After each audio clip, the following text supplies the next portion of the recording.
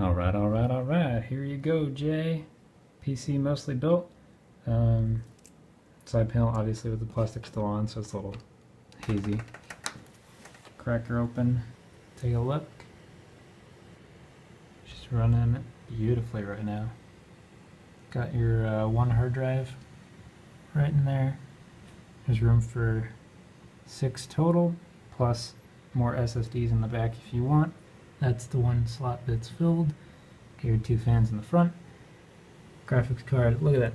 Power supply, the fan isn't even spinning because it's under half the rated load. So, perfect. Plenty of room to grow. So the way the RAM is set up, I got 4 sticks spread across the 8 DIMM slots, and they're actually upside down from each other, which is pretty neat.